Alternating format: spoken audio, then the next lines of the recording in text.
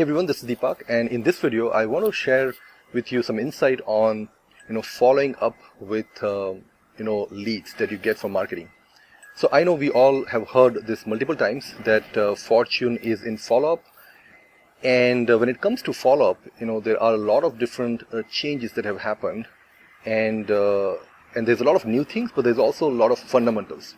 And I was actually coaching one of the advisor client that we work with, and he's an established advisor. And he's been, generating a lot of leads from LinkedIn and Facebook ads specifically. Now the question is, once the lead comes, how do you follow up? So I'll just give you a quick, suggestions and tips, if you will, in this particular video, because we have done follow-ups for a long time, and we help advisors do follow-up as well.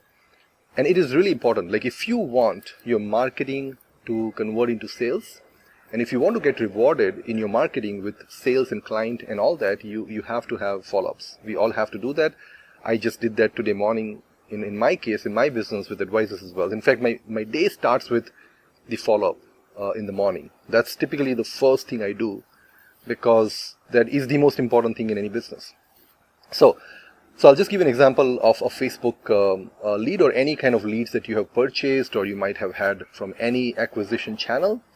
So in our case, what happens is, the moment the lead comes for an advisor, let's say there's a retirement ad campaign or life insurance campaign, it produces leads. Now the lead is someone who is interested in that topic, and they have consented and they have requested information by not just providing their contact info like name, email address, phone numbers, cell phone numbers, but also answering typically 5 qualification questions. And that question can change depending upon the campaign. So we already have a lead who have filled up that info. So first of all, what happens is, we have a technology-led follow-up. So the first thing that happens, they instantly get an SMS from the advisor. So that's automated. That's the first touch point. Then they instantly get email, and now they get like 4 emails over 3 days is typically our sequence.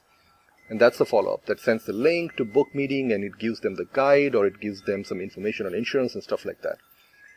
Then we also now have introduced an AI calling. So every advisor gets their own AI virtual assistant, who is informed and trained on the advisors, and they're able to speak very intelligently about the advisor and what they offer and everything. So they are actually doing real life, like a live human type phone call, typically in 5 minutes after the lead comes, or if the lead comes like midnight or at late night, then it does follow up first thing in the morning, and we can change those settings. So that's kind of the first 3 follow-up we do.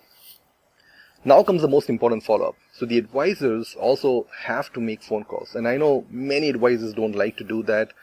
A lot of people, have been coaching and teaching against that model.